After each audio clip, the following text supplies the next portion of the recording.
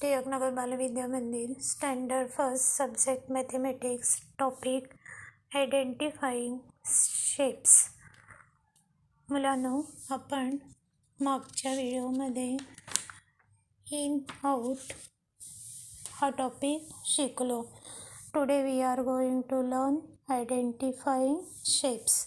Now take your maths book page number 64। बघा मुलांनो, observe the shapes म्हणजे आकारांचे निरीक्षण करा। इथे तुम्हाला वेगवेगळी चित्रांचे आकार म्हणजे शेप्स दाखवलेले आहेत। तर पहिला व्हील आहे, त्याचा शेप कसा आहे तर सर्कल म्हणजे वर्तुळाकृती आहे। त्याच्यानंतर डिशचा पण आकार हा वर्तुळाकृती आहे। तर इथे खण आहे, ह्या खणाचा शेप आहे त्रिकोणाकृती। त्याच्यानंतर जोकरची टोपी आहे, ती पण त्रिकोणाकृती म्हणजेच ट्रायंगल। इथे खिडकी आहे, तिचा शेप स्क्वेअर आहे। मोबाईल आहे, त्याचाही शेप स्क्वेअर आहे।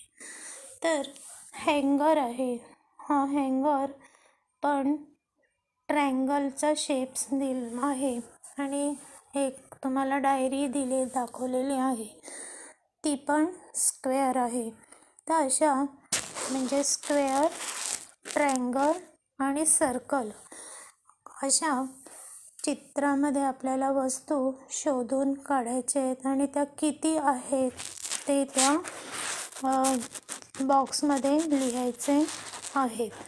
खाली तुम्हाला प्रश्न विचारले, square, triangle, circle, count objects of these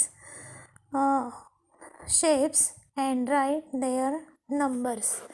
म्हणजे चौकोन म्हणजे चौरस, त्रिकोण आणि वर्तुळ या आकाराच्या वस्तू शोधून किती ते लिहायचे आहे। खाली तुम्हाला इथे चौकोन काढून दाखवलेला आहे, त्याच्या समोर चौकोनाकृती म्हणजे स्क्वेअरच्या वस्तू किती आहेत। पुढे ट्रायंगल दाखवले, ट्रायंगलच्या वस्तू किती आहेत त्या काउंट करून आपल्याला इथे बॉक्समध्ये लिहायचे आहेत। नंतर सर्कल आहे, तर आपण काउंट करायला सुरुवात करूया। प्रथम आपण चौरसाकृती म्हणजे स्क्वेअर किती आहेत तर तुम्ही विंडो बघा, 1, मोबाईल 2, खाली डायरी 3, 4, 5, 6, 7, 8, 9,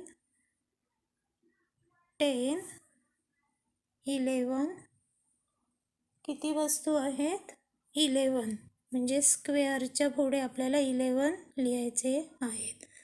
आता मोजूया ट्रायंगल म्हणजे त्रिकोणाकृती किती वस्तू आहेत 1, 2, 3, 4, 5, 6, 7, 8, 9, 10, 11, 12 किती आहेत 12 आहेत। मग तुम्ही जो तिथे त्रिकोणी म्हणजे ट्रायंगलचा शेप दाखवलेला त्याच्यासमोर 12 लिहायचे आहेत। त्याच्या पुढे वर्तुळाकृती म्हणजे सर्कल किती आहेत बघा 1, 2, 3, 4, 5, 6, 7, 8, 9, 10 किती आहे 10 आहेत। तर तुम्ही सर्कलच्या समोर लिहिणार आहात 1, 0, 10। मुलांनो, परत एकदा तुम्ही काउंट करून तिथे किती आहेत शेप्स ते लिहायचे आहेत। You do your homework in your book. Thank you.